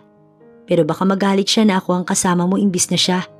Inaaya ka niyang mag-lunch at ayos lang naman sa akin kumain mag-isa, Emerald. Nahihiya ko sa kanya dahil nasira ko ang moment ninyo tapos ngayon naman ako ulit ang dahilan kung bakit hindi ka niya makakasamang kumain. Just eat, Sarah. Utos niya rito. Sinunod naman ito at hindi na nagsalita pa. Samantalang si Denise naman, inis na inis nang malamang may kasama si Emerald na ibang babae. Hindi naman ito sekretarya ni Emerald dahil galing na siya sa opisina nito at sinabing hindi pumasok si Emerald. Oh, napadalaw ka ng ganitong oras? Natatawang tanong ni Fidel nang siya ay makita. Pinsan mo ako eh. Siya na nga ang sinusuyot pinupurso, siya pa itong pakipot. Tapos may kasama pang ibang babae. Ayaw ba niya sa akin? Maganda naman ako ah. Natawa si Fidel. Si Sarah ba ang tinutukoy mong babae? Kasambahay siya ni Emerald. Hindi mo kailangan magselos o magreklamo dahil hindi naman ito babae ni Emerald. Bakit kasama niyang buwisit na yun? Siya ang sumira sa moment namin ni Emerald. Hindi ako makakapayag na umaligid siya kay Emerald. Hey, hindi ka dapat magselos kay Sarah. Don't worry, tatawagan ko din si Emerald. Busy lang siya ngayon dahil tinutulungan niya si Sarah. At talaga palang makapalang mukha nito. Saan naman ito tinutulungan ni Emerald para isakripisyo pa ang oras na para sa kanya sana? Di siya makakapayag na may surot na umaaligid sa taong gusto niya. Hindi pa umuwi si Sarah at Emerald. May dinaanan pa kasi ito sa club. Ayon kay Biwan sa nasagap niya ay pinsan ni Emerald ang may-ari ng club na ito. Sarah, sobrang swerte mo talaga sa lahat ng tinulungan ni boss. Biruin mo, nilibre ka agad sa mamahaling restaurant. Tapos, binilhan ng mamahaling mga alahas at damit. Sarah, ilang taon na kami pero hindi namin naranasan yan. Grateful kami ha, baka isumbong mo pa ako. Wika pa nito habang natatawa. Umiti siya bago sumagot. Pasensya na, Biwan. Nagsiselos ka ba na ako ang tinrato ng ganito ng boss nyo? Hindi ko naman ginusto to, pasensya na talaga. Sobrang nahihiya siya. Hoy, hindi ko sinabing nagsiselos ako. Ikaw naman masyado kang madamdamin dyan. Mamaya mawalan pa ako ng trabaho pag nalaman ni boss. Sa ganda mo kasi baka nahuhumaling siya sa'yo. Kilala ko karakas ni boss. Hindi naman siya ganyan sa mga babaeng nakakasalamuha niya. Swerte ka talaga pag si boss. Natipuhan ka, Sarah. Hindi mo nadaranasin pa ang mahirap na buhay dahil si boss kaya niyang ibigay lahat sa'yo. Napailing si Sarah. Hindi mangyayari yun, Biwan. Ikaw lang nag-iisip niyan pero sobrang labo talaga. Si Emerald, si Denise ang gusto niya. Biwan, ayokong abusuhin si Emerald. Kung ano lang ang ibigay niya, makukontento na ako dun. Kasalukuyang nasa labas sila ng club dahil ayaw na niyang sumama kay Emerald sa loob at si Biwan ang naiwan na kasama niya kaya ito ang kanyang kadaldalan habang si Bito naman naiwan sa mansyon upang maging security doon. Bakit ayaw mong sumama sa loob kay boss? Ayos lang naman na mag-enjoy ka kahit papaano. Gusto mo sumunod tayo doon? Tara na, Sarah, masaya doon. Aya ni Biwan sa kanya. Pero baka kasi maraming lasing, tsaka sabi ni Emerald, saglit lang daw siya. Malamang sa mga oras na to, masayang nagkukwentuhan si boss at ang pinsan niyang si Fidel. Matagal pa tayo dito kaya tara na, pumasok na muna tayo, Sarah. Ang dami pa namang chick sa loob, kahit ligaw tingin na lang ako. Natawa siya bago tumango. Saglit lang tayo ha, babalik na tayo dito para dito na lang maghintay kay Emerald. Pumayag naman si Biwan. Ngunit sinabi niya na magpakita muna sila kay Emerald upang malaman nito na pumasok din sila sa club. Sa di kalayuan, natanaw nila si Emerald na may kausap na lalaki. Malamang ay ito na si Fidel. May ngiti siya sa labi nang sila ay makalapit. Pumasok na kami dahil naiinip si Biwan pero saglit lang naman kami. Bigla siyang pasimpleng siniko ni Biwan. Boss, hindi po totoo yung sinabi niya. Depensa nito habang kamot ang batok. Mawawalan pa ako ng trabaho sa iyo eh. Bulong pa nito sa kanya. Napasulyap siya kay Fidel na nakatingin sa kanya. Napako na ang tingin nito. Ikaw si Sarah? Gosh, you're so pretty. Salamat. Nahihiyang sagot niya. Now I understand you bro. Kumindat pa ito kay Emerald na nakatingin lang sa kanya. Maupo ka na muna. Maraming lasing dito. Huwag ka nang lumibot baka mabastos ka lang. Utos ni Emerald bago siya binigyan ng upuan. Ikaw Biwan, huwag kang iinom, driver ka namin. Bumalik ka din after mong maglibot.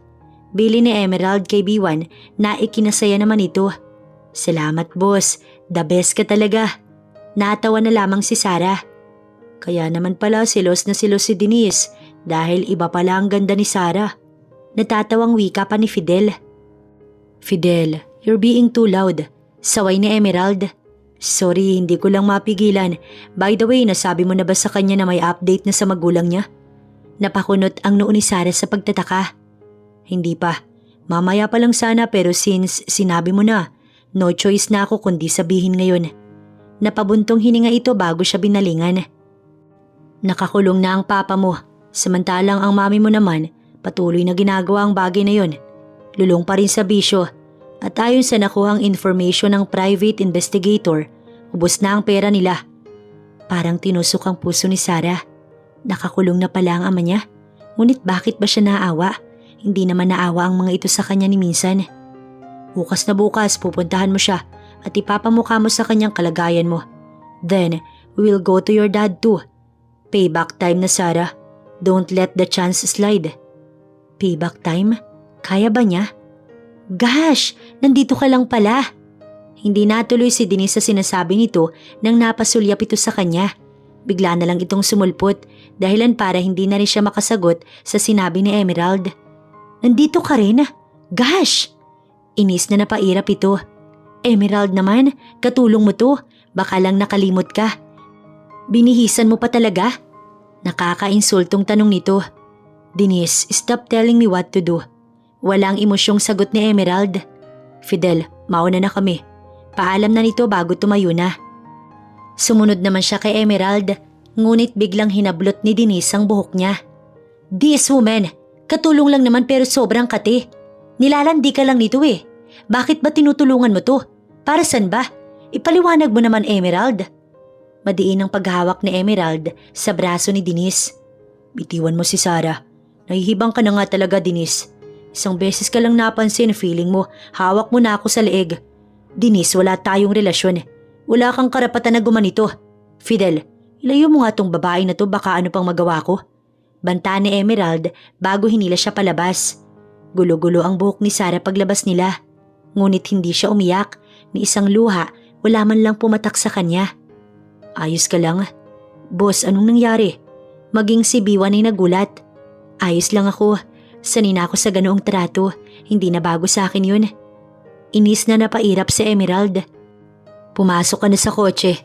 Utos nito sa kanya na sinunod naman niya. Denise, bad shot ka na kay Emerald. Why did you do that to Sarah? Tinutulungan lang naman siya ni Emerald. Eh di ngayon imbis na may pag-asa ka na, bad shot ka na. Naiiling si Fidel sa kanya. Sa nagsiselos nga ako eh. Yun ang nararamdaman ko sa babaeng yun. Hindi ako papayag, Fidel. Gusto ko si Emerald. Dati ko na siya gusto. Ngayon lang niya ako napansin, sumingit pa ang hampas lupang yun. Denise, hindi ka ba naawa kay Sarah? Malupit ang mga magulang niya sa kanya. Pinahihirapan siya ng mga ito. Tapos ginawa pa siyang pambayad utang kay Emerald. Siyempre, itong pinsan ko, maawain kahit na mukhang cold-hearted. Tinutulungan lang niya si Sarah na makaganti sa magulang nito.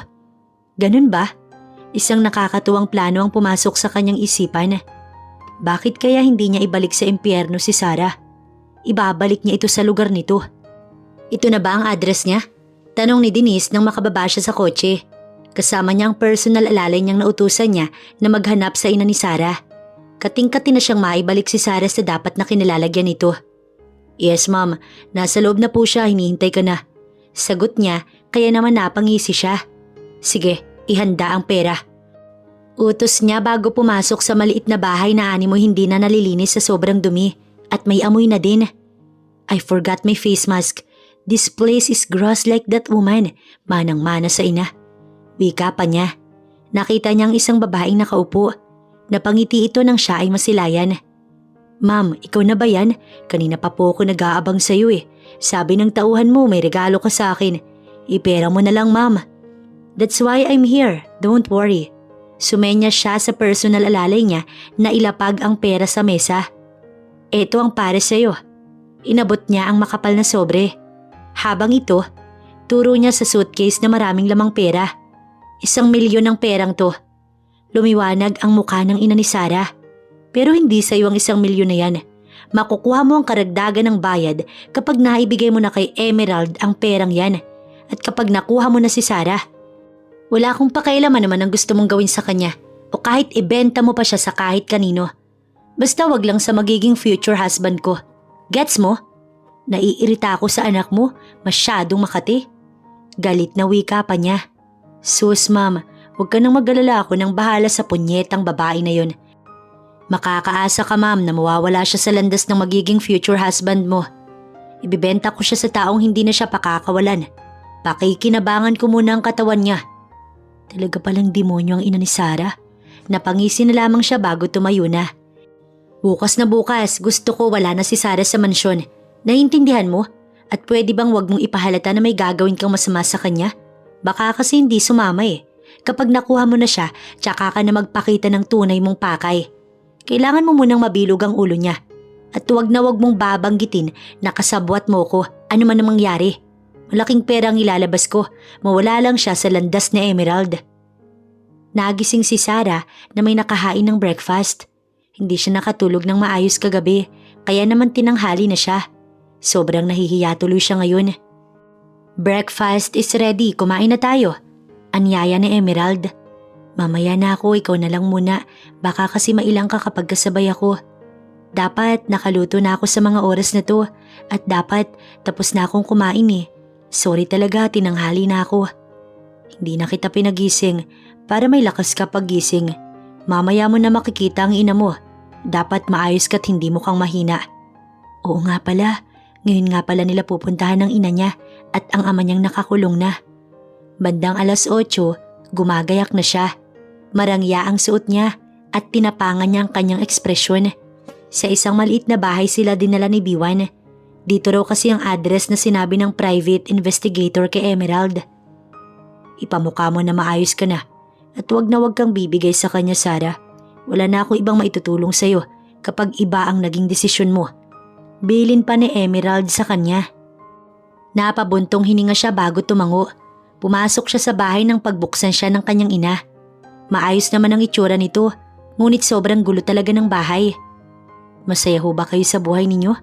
Ito ang bungad na naitanong niya. Malungkot itong humarap sa kanya. Marami kaming kamalian at batid kong wala ng pag-asa na maayos ang pamilya. Kami ang sumira anak pero… Pagak na natawa si Sarah. Anak, nakakapanibago ho kasi ngayon ko lang narinig yan mula sa inyo. Kasi mula pagkabata ko, hindi ninyo ko tinuring na anak. Napahagulgol ang kanyang ina. Patawarin mo sana kami, Sarah, patawad. Patawad sa mga kasalanan namin. Sobrang nagsisisi na ako at gustong gusto ko ng magbagong buhay. Naiwan na ako ng ama mo at hirap na hirap akong tigilan ng bisyo ko, anak. Pero nagsusumikap ako ngayon. Hindi na din naman kasi matagal ang ipapamalagi ko sa mundo. Nasasaktan si Sarah. Anong ibig mong sabihin? Malubha na ang sakit ko ayon sa doktor. May taning na ang buhay ko, anak. Sa totoo lang, gusto kitang puntahan pero nahihiya ako. Ano bang ihaharap ko sa iyo, anak? Alam ko naman na kinamumuhian mo kami ng ama mo. Pinagdarasal ko na lang na sana pag nawala na ako, mapatawad mo pa rin ako. At maging ang ama mo na nagbabagong buhay na sa kulungan, mapatawad mo rin. Mamatay na ang ina niya? Bakit imbis na maging masaya, nalulungkot siya? Sobrang nalulungkot siya na ganito ang sinapit nito. Anak, gusto kitang makasama bago man lang ako pumanaw. Sa totoo lang, gusto kitang kuhanin. Inipon ko ang 1,000,000 na to para matubos ka kay Mr. Montemayor. Gusto na kitang makasama, Sarah. Niyakap siya nito habang humahagulgol. Lumabas si Sarah na kasama ang ina nito. Napataas ang kilay ni Emerald dahil parang bigo si Sarah na pamukaan at gantihan ng ina nito. Sabi na nga ba't mangyayari ito, pero wala na siyang magagawa pa. Hindi niya maaalis kay Sarah ang pagmamahal nito sa ina nito. Emerald, may taning na ang buhay ni Mama. Humingi na siya ng tawad sa akin at sabi niya, tutubusin niya na ako. Salamat naman at nagbago na si... Pinutol niya si Sarah. Utu-utu ka naman. Masinsinan silang nag-usap ni Sarah nang silang dalawa na lamang. Sa palagay ko naman nagbago na si Mama. Naniniwala ako na dapat bigyan ko sila ng isa pang pagkakataon. If that's your decision, wala na ako magagawa para sa'yo. Nagdadalawang isip ako pero gusto ko maniwala kay Mama. Kung talagang gusto niyang maging magulang sa'yo, pupuntahan ka niya, Sarah. Gusto ko maranasan ang pagiging magulang niya. Salamat sa tulong mo. Maraming salamat. Hindi na niya sinagot si Sarah. Pumasok na siya sa kotse at inutusan si Biwan na paandarin na ang sasakyan. Boss, pababayaan mo talaga si Sarah sa mama niya. Siya na ang nagsabi na malupit ito't impyerno ang dinanas niya dito. Hindi ko masisisi si Sarah na maniwala pero hindi pa din ako naniniwala na nagbago na ang mama niya. Biwan, may iniwan akong device para matrack ang location ni Sarah, don't worry. Di ako ganun katanga para maniwala sa nanay niya. Nakahinga ng maluwag si Biwan sa kanyang sinabi. Mama, kamusta naman po si Papa? Nadadalaw niyo po ba siya? Mahinahong tanong ni Sarah. 1 araw nang lumipas, simula nang maiwan siya sa bahay ng ina niya. Lumipat din pala agad sila sa hindi niya malamang dahilan. Basta ang sabi lang nito, magbabagong buhay na daw sila ng kanyang ina. Si Papa mo? Oo, nadadalaw ko naman. Iyak nang iyak sa akin. Wala naman ako magawa. Pwede bang dalawin natin siya, Mama? Gusto ko pong makita si Papa. Sige, pwede naman. Pero may daraanan na muna tayo. Opo, Ma. Lumapit siya dito at ito'y niyakap. Mama, salamat po na nagbago ka na. Salamat po dahil ngayon, pakiramdam ko, magiging maayos na po ang pamilya natin kahit wala pa si Papa. Naluluha si Sarah. Matagal ko pong pinagdarasal na mangyari ito, na matanggap po ninyo ko bilang nag-iisang anak ninyo. Kumain na tayo at may daraanan pa tayo bago pumunta sa Papa mo. Tanging sagot nito bago nagsimulang kumain. Napangiti na lang siya. Hindi siya masyadong nakakain dahil wala siyang gana. Iniisip pa din niya kung galit ba si Emerald sa kanya. Sana lang ay hindi ito magtanim ng sama ng loob. Gusto niyang pag nag-meet ulit sila ay wala pa ring nagbago. Maayos pa rin ang pakikitungo nito sa kanya. Malaki ang naging role ni Emerald para makamtan niya ang inaasam at pinagdarasal niya. Hindi man naging galit ang balik niya sa mga nagawa ng magulang niya. At least naging maganda naman ang resulta. Minsan pala nakakabuti na pagpapatawad na lamang ang pairalin, imbis na puot. Bumaba si Sarah at ang ina niya sa isang club. Bukas na ito ngunit wala pang mga customer dahil gabi pa raw ang bukas nito. Ayon sa kanyang ina ay dadalawin lang daw nito ang kaibigan. Kinakabahan si Sarah, ngunit pinilit niyang ikalma ang kanyang sarili. Hindi dapat siya nag-iisip ng mga negatibong bagay dahil nagbago na ang kanyang mama. Hindi na ito gagawa ng mga bagay na makakasakit sa kanya. Ma, sa labas na po muna ako. Paalam niya, ngunit pinigilan siya nito. Hindi na, dumito ka na muna. May ipapakilala ko sa iyo. Kaibigan ko siya, Sarah. Mabait siya. Tumango siya bago hinintay ang tinutukoy nito. Ilang sandali pa, lumabas na ang baklang may-ari ng club.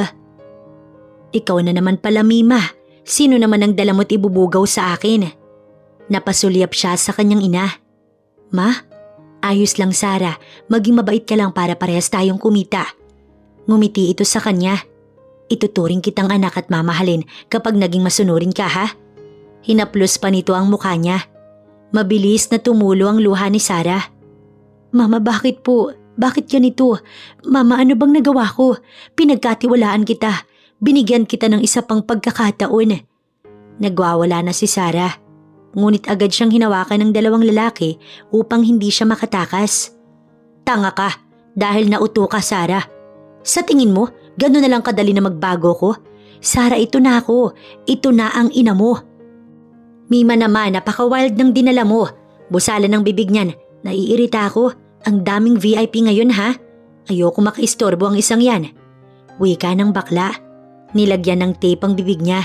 Wala na siyang nagawang ingay kaya naman napaluhan na lamang si Sarah. Magkano ba presyo pag basal? Tanong ng ina niya habang nakangiti. Ang ngiti nito. Dati niya nang nakikita. Demonyo't nakakakilabot. Walang awa ang kanyang ina kapag gumingiti ito ng ganito. Pumapasag si Sarah. Ngunit hindi siya makatakas. Mauubos lamang ang lakas niya. Malaki syempre. Malaki presyo niyan sa mga kanu natin. Gustong gusto nila ang basal kaya tiba-tiba tayong dalawa. Mariing napapikit si Sarah. Napatitig sa kanya ang kanyang ina. Pakabait ka ha. Marami pa akong perang babawiin sa iyo gamit ang katawan mo. Sayang ang papa mo. Ang tanga-tanga kasi. Ilalabas ko naman dapat siya sa kulungan. Kaya lang ay gusto na raw niyang magbago at magsisi sa mga kasalanan niya. Sa ayaw ko nga Doon na siya mamamatay, Sarah. Humahalakak pa ito. Saan nakalagay ang tracker? Tanong ni Fidel nang magsimula na silang alamin ang lokasyon ni Sarah. Nasa earrings niya. Kagabi pa ako naghihinala na may balak ang kanyang ina. Kanina naman gumalaw ang lokasyon niya at tumigil na. Gusto kong alamin mo kung nasaan sila ngayon. Bro, I have a question lang bago ko to gawin. What? Tanong niya habang nakataas ang kilay kay Fidel. Gusto mo ba si Sarah? Grabe kasi ginagawa mo para sa kanya. Sabi mo wala ka na magagawa para sa kanya. Shut up, gawin mo na lang ang sinasabi ko. Habang inaalam ni Fidel ang location ay bigla namang tumawag si Denise. Hindi niya ito sinagot. Nakatanggap siya ng text mula dito na gusto nitong mag-lunch sila at mukhang masaya ito. Napairap na lamang siya bago nilagay sa blacklist ang numero nito. I got it. Nasa club siya. Tagong club. Bakit kaya? Takang tanong ni Fidel. Mahinang napamura si Emerald bago lumabas. Bro, bakit? Sama ako. Sigaw ni Fidel sa kanya. Tumawag ka na lang ng pulis, just in case na tama ang hinala ko. Agad naman itong sumunod sa sinabi niya. Si Biwan at Bito naman, isinama niya upang puntahan ang lokasyon. Kuyom ang kamao ni Emerald. Malakas ang hula niya na ibinenta na naman si Sarah ng demonyo nitong ina. Malakas niyang sinipa ang pinto ng club. Walang mga tao, ngunit may baklang sumalubong sa kanila. Sinakal niya ang bakla sa sobrang galit. Where's Sarah? Hirap na itong huminga. Kaya binitiwan niya na ito. Sino bang tinutukoy mo? Kinakabahang tanong pa nito. May dalawang bouncer na lumabas, ngunit agad itong pinigilan ni Biwan at Bito. Kapag pumalag, barilin ninyo. Bili niya bago inisa-isa ang silid upang mahanap si Sarah. Sa mga kwarto, malalaswa ang kanyang nakikita. Sa panghuling silid ay nasilayan niya ang walang malay na si Sarah. Halos underwear na lamang ang saplot nito sa katawan. At ang matandang kanu na balak gumalaw dito ay naghahanda na. Nanlumo si Emerald nang makita ang dalaga. Kaagad niyang ibinalandra ang kanu sa pader bago niya binuhat si Sarah palabas. Ligtas ka na. Bulong niya sa walang malay na dalaga. Nakatitig lamang si Emerald sa dalaga hanggang ngayon na wala pa ring malay. Nadudurog ang puso niya sa sinapit nito. Boss, nakakaawa talaga si Sarah. Kahit na nagdadalawang isip siya, nagtiwala pa rin siya sa ina niyang demonyo. Kahit na malaki ang porsyento na hindi naman totoo yung sinasabi nito. Napabuntong hininga si Bito. Nasa silid din ito kung nasaan si Sarah. Kanina pa kasi ito nag-aalala kaya nais nitong mabisita ang dalaga na pinagbigyan naman niya. Gusto lang naman niyang maranasan ng mahalin ng magulang niya. Kaya naging utu-utu siya at naging tanga. Naiintindihan ko si Sarah. Sobrang nakakadurog lang talaga ng puso. Malungkot na sabi ni Bito. Napabuntong hininga siya bago nagsalita.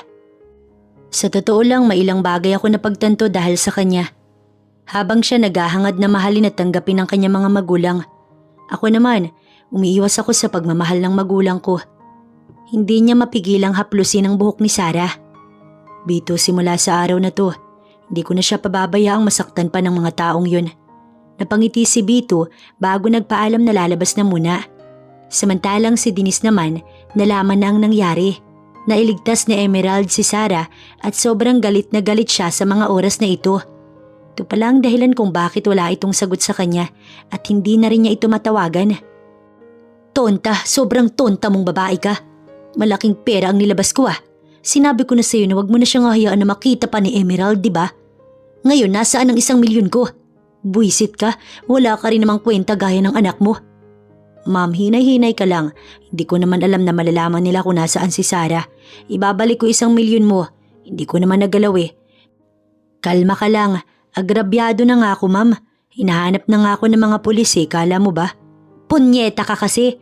Lumayas ka na nga, baka mahuli ka pa dito. Malintikan pa ako lalo. Inis niyang sigaw. Di na kita kailangan. Wala na ako mahihita sa'yo. Nasa poder na naman ni Emerald si Sarah. Mahihirapan na naman siya. Paniguradong wala na talaga siyang pag-asa kay Emerald dahil na kay Sarah na ang atensyon nito. Buisit! Inis na sigaw pa ni Denise.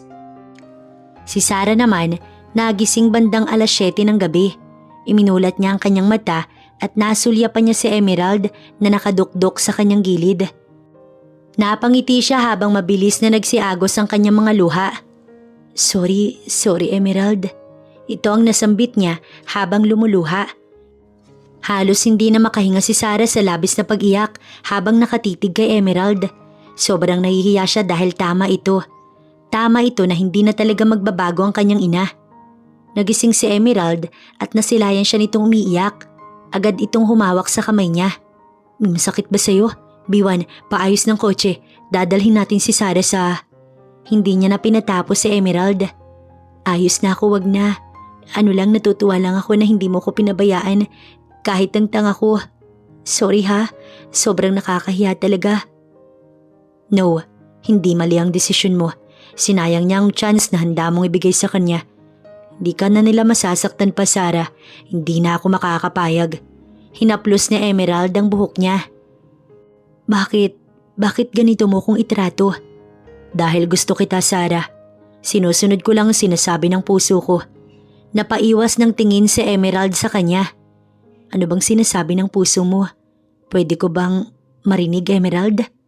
Agad na dinampot ni Emerald ang kamay niya at iginawi ito sa puso nito. Malakas no? Ikaw ang dahilan niyan. Napayuko si Sarah dahil sa pamumula. Bakit ako? Bakit hindi na lang si Denise? Hindi ako karapat-dapat na... Natigilan siya nang gawaran siya ng halik ni Emerald sa labi. Gutom ka na ba? Pag-iiba nito sa topic. Gusto niyang matawa sa style ni Emerald. 7:00 na pala, kumain na ba kayo? Tanong niya, imbis na sumagot sa tanong nito. Hindi pa ako kumain pero pinauna ko na sila Biwan at Bito para sabay na lang tayo. Nihintay talaga kitang magising. Sana nauna ka na. Makikipagtalo ka pa ba? Hindi na, sorry na po. Sige na, kumain na tayo pero sa susunod ha, huwag palipas ng gutom. Wala sa akin ang kaldero, Emerald. Pangaral pa niya nang inisihan lang nito. Wala nang maalala si Sarah sa nangyari sa kanya bago siya nawala ng malay. Basta ang alam niya, nahimatay siya sa sobrang takot.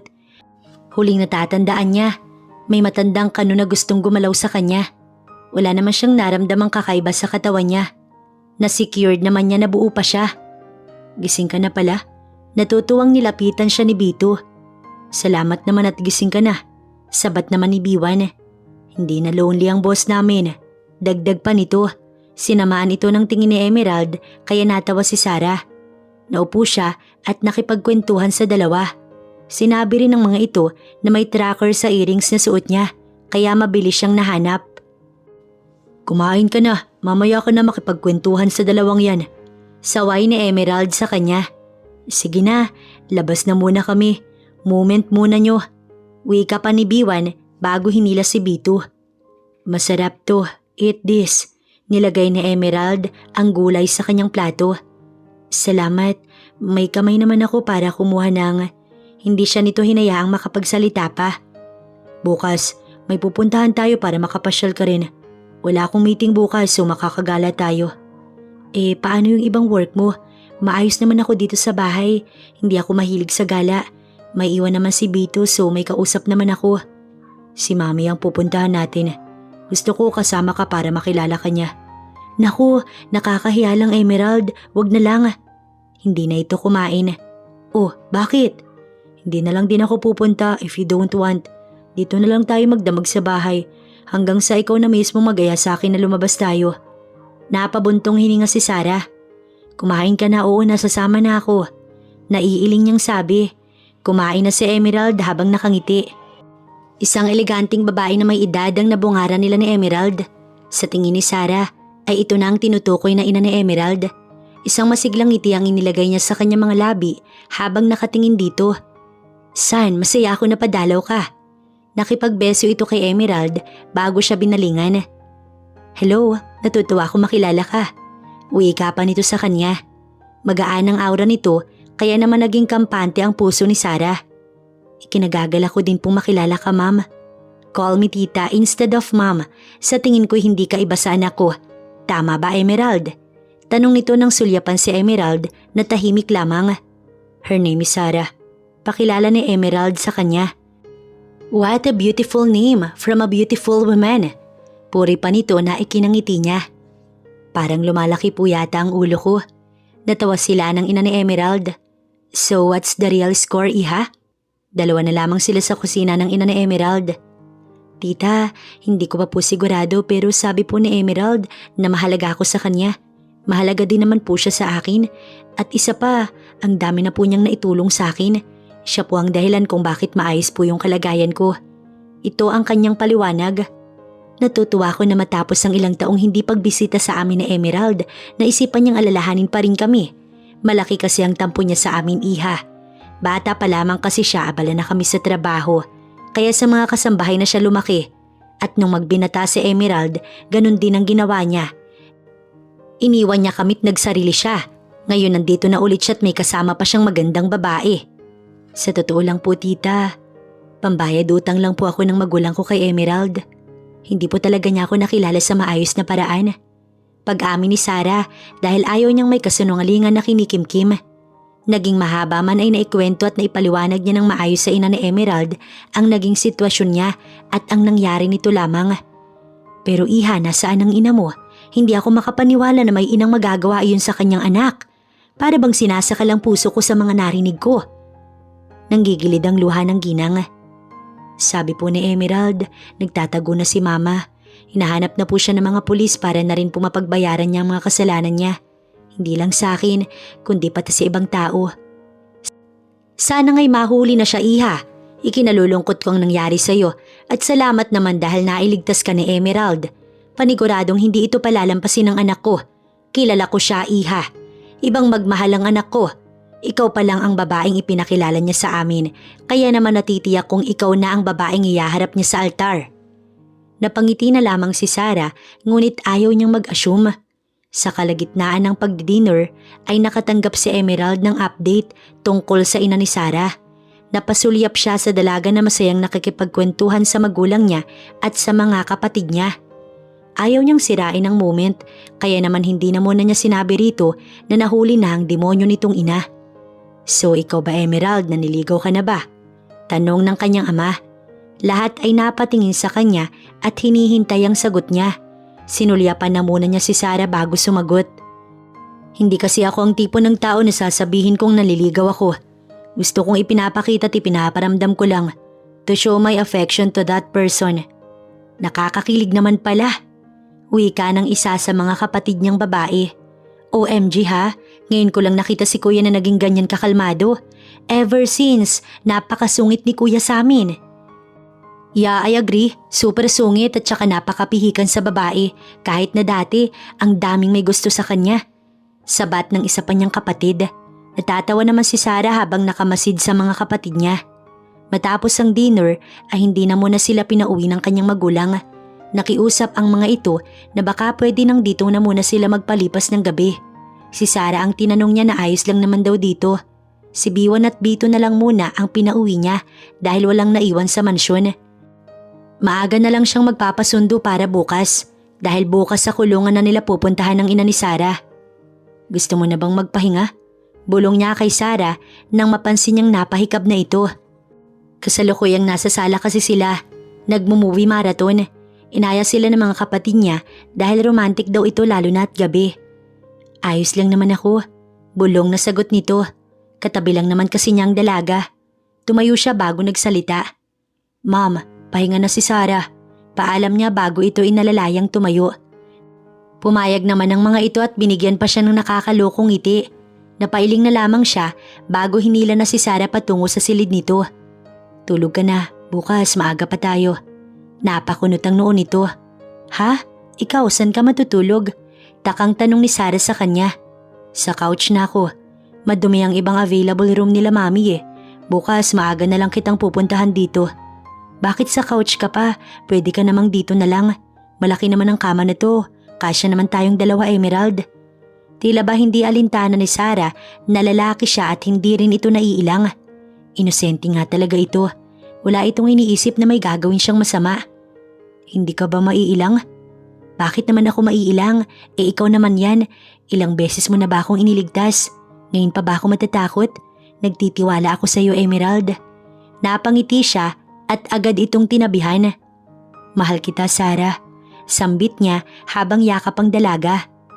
Mahal din kita. Ganti nito bago idinikit ang ilong nito sa ilong niya. Ngunit hindi na ito pinakawalan ni Emerald. Sinakop niya ang labi ni Sarah.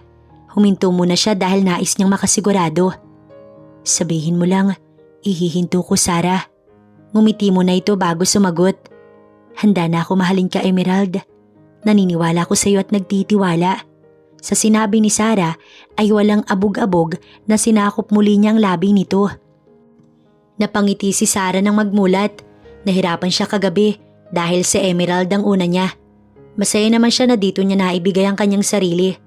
Wala na si Emerald sa kama, kaya naman nakaupo siya bigla at napansin din niya ang bahid ng dugo sa kama. Agad siyang nagsuot ng mga saplot niya bago pa siya makita sa ganitong sitwasyon. Inalis din niya ang cover ng kama, ngunit inabutan siya ni Emerald. Don't worry about that, Sarah. Sinabi ko kay mami na wag ipalabas sa iba ang cover na yan. Naiintindihan naman agad niya kung bakit. Please, wag kang mahiya. Hindi ko kasi alam gagawin ko nung nakita kong may dugo ka. Nakakahiya. Sinabi mo pa. Sana ginising mo na lang ako. Alam ko naman ang gagawin. Tsaka, normal lang naman to sa babaeng. Natigilan siya bago napayuko. Naalala kasi niya ang kahabaan ni Emerald. Basta sana, hindi mo na lang sinabi. Pasensya na, natakot kasi ako eh. Iniisip ko na baka indahin mo kaya inagapan ko na kay mami. Para sakaling hindi mo ma-handle ang sakit, makahingi agad ako ng tulong sa kanya. Paliwanag ni Emerald. Napabuntong hininga na lamang siya. Ito, may dala akong almusal. Huwag ka na lang kumilos. Dito ka na lang muna, Sarah, sa kama. Please? Emerald, ayos lang ako. Nahandle ko naman ang sakit eh. Makirot lang talaga lalo na siguro pag umihi ako. May pupuntahan sana tayong umaga. Gusto mo bang ipagpaliban na lang muna? Bakit? Ano bang pupuntahan natin? Nahuli na ang mama mo. Napaawang ang kanyang labi. Gusto kong pumunta. Gusto kong makita. Pwede bang samahan mo ko? Sigurado ka bang kaya mo? Nasa pag-iingat naman na siya ng mga pulis. Hindi na siya makakatakas pa, Sarah. Kaya ko, pakiusap. Gusto ko siya makita ngayon. Gusto ko lang siya makausap hanggang sa huling pagkakataon. Pumayag na si Emerald, kaya naman matapos lang mag-almusal, gumayak na sila. Sumama ang ina ni Emerald dahil nais siya nitong gabayan. Habang papasok sa loob ng presinto, bumigat ang bawat hakbang niya at ang mga luha niya agad na nag-unahan. Mama? Napangiti ito nang siya ay makita. Masaya ka na? Masaya ka na makita kung ganito? Para sabihin ko sa'yo, hindi ako luluhod, Sarah. Manigas ka. At kahit lumuha ka pa ng dugo, hindi ako magsusorry sa'yo. Wala kang kwenta. Mariin siyang napapikit. Hindi naman ho ako nandito para marinig ang paghingi mo ng tawad. Nandito ko kasi sobrang naawa ko sa sinapit ng buhay mo, kumpara sa sinapit ko sa'yo. Salamat, Ma. Sobrang laki ng pasasalamat ko kasi kung hindi dahil sa ginawa mo, hindi ko makikilala si Emerald. Hindi ako makakaahon sa impyernong ipinararanas mo sa akin. Kahit na hindi ka na humingi ng tawad, Ma, hindi na kailangan dahil pinapatawad na kita. Kahit bigyan ako ng isa pang pagkakataon na mamili kung sino ang magiging ina ko, ikaw pa rin ang pipiliin ko, Mama. Ikaw ang humubog sa akin para maging malakas, salamat. Niyakap siya ng ina ni Emerald.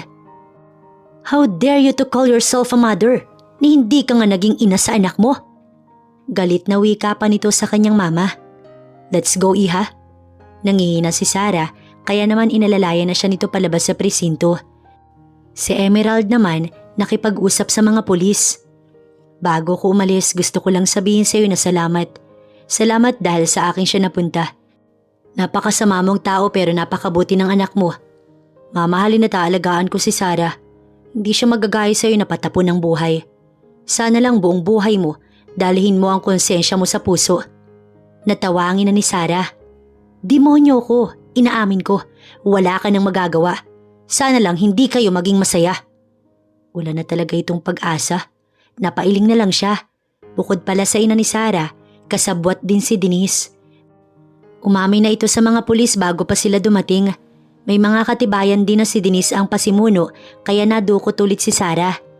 Walang alam si Denise na ito na ang isusunod ng mga pulis. Binili na lamang niya sa mga pulis na balitaan agad siya once na nahuli na rin ito. Napakasama din pala talaga ni Denise. Siyang nagbukas ng pagkakataon sa ina ko na makuha ang loob ko para malayo ako sa'yo. Naiiling si Sarah nang sabihin niya, "Don't worry, mahuhuli na rin siya ng mga pulis." "Emerald, may isang hiling pa sana ako. Pwede bang puntahan natin si Papa? Gusto ko siyang makausap.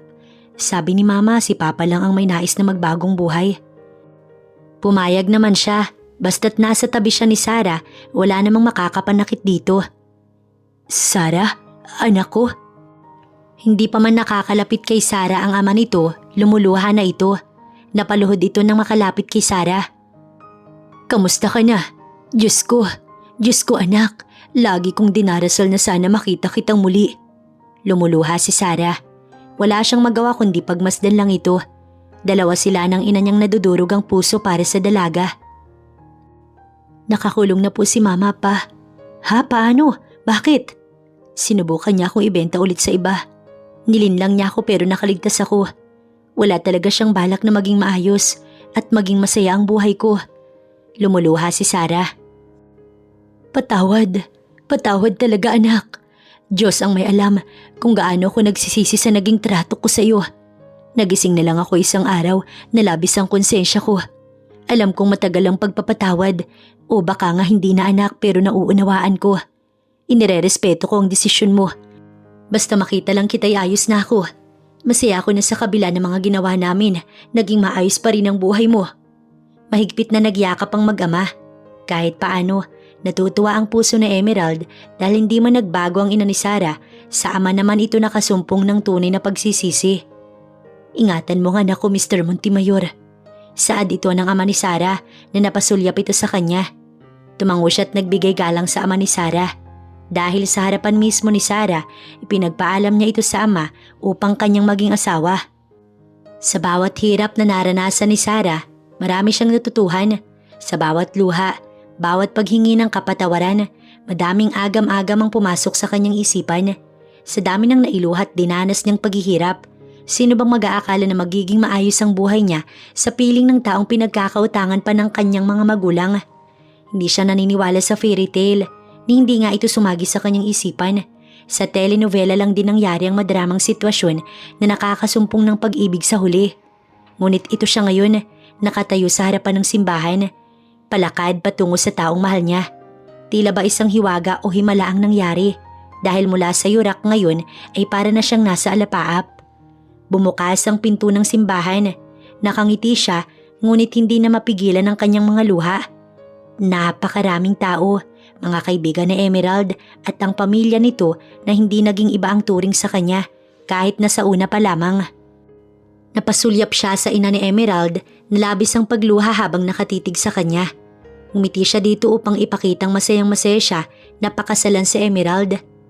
Bumalik ang tingin niya sa taong hindi umiwan sa kanya. Wala mang maghahatid sa kanya sa mga oras na to patungo sa taong mahal niya. Masaya pa rin siya. Hindi kasi pinayagan ng ama niya na mabigyan ng kahit isang araw lang para maka-attend sa kasal niya. Pinangako na lamang niya na padadalhan niya ito ng mga litrato. Madahan lang ang paglakad ni Sarah. Ninanamnam niya ang bawat paghakbang niya patungo kay Emerald. Nakita niya ang luha nitong nanggigilid na rin. Hindi pala laging pagtangis lang ang mararanasan niya. Ngayon eto na siya. Inayos ng Diyos ang buhay niya. Dahil ito ang pinakakinapitan niya nung mga oras na gusto niyang sumuko. Diyos ang may saksi sa mga luhang umiibig sa kanyang pisngi. Nakarating siya kay Emerald. Hinawakan agad nito ng mahigpit ang kanyang kamay. Kanina kinakabahan ako. Ngayon hindi na dahil hawak na kita, Sarah. Bulong ni Emerald sa kanya. Mahal na mahal kita, Sarah. Emosyonal na sabi pa nito. Umiti siya dahil sa mga oras na to, hindi niya magawang magsalita. Baka mapahagulgol lamang siya. Pinakinggan na nila ang pare na magsimula na ang wedding ceremony.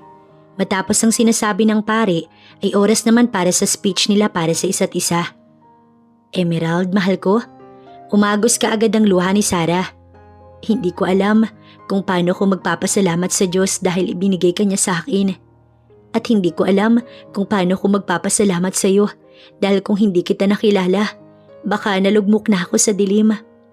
Salamat dahil sa kabila ng mga pangyayari sa buhay ko, pinili mo pa din akong mahalin. Sa dami ng mga babaeng nagkandara pa sa iyo, ako ang maswerteng minahal at inalayan ng pag-ibig mo. Tunay na mapalad ako sa piling mo. At sobrang grateful ako, Emerald. Hindi ko sasayangin ang pagmamahal na inalay mo para sa akin. Mamahalin kita sa hirap o ginhawa, sa lungkot man at saya. Palagi ako nasa tabi mo, mahal ko. Pinahid ni Emerald ang kanyang mga luha. Mahal kong Sarah, hindi ko inaasahan na ibibigay ka sa akin ng Diyos. Walang direksyon ang buhay ko nung hindi ka pa dumadating. Wala akong permanenteng goal kung paano ba ako mabubuhay. Pero binago mo lahat. Nilagyan mo ng kulay ang buhay ko. Ikaw lang ang bumago sa pananaw ko sa pag-ibig.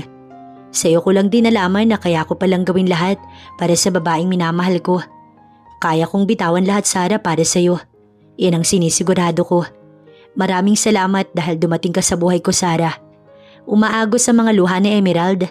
Kung mawawala ka sa buhay ko, hindi ko na alam kung may saysay pang mabuhay. Hindi ko na alam kung saan ako tutungo. Dahil Sarah, mahal ko.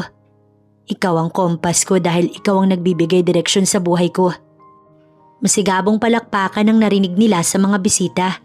Marami ang naantig sa speech nilang dalawa at damang-dama ang wagas na pagmamahal nila para sa isa't isa. Natapos ang wedding ceremony kaya dumiretso na sila sa venue kung saan ang celebration. Congrats, Iha! Niyakap siya ng biyanan niya. Mami, salamat po. Si Emerald po busy pa sa ibang bisita. Inaasikaso niya po. Ikaw talaga ang gusto ko makausap, Iha. Sobrang proud ako sa iyo. Sobrang ganda ng speech mo kanina. Umaasa naman ako ngayon na apo naman ang susunod, ha? Bulong pa nito habang natatawa. Mami, opo. Gusto na din po ni Emerald na mabigyan kayo ng apo dahil nga daw po matagal na kayo naghihintay. Natatawang saad niya. Natapos ang celebration at kapwa sila pagod ni Emerald dahil sa maraming bisita ang inasikaso nila. Inaya na siya ni Emerald na magpahinga na at bukas na lamang ang mga naging kalat.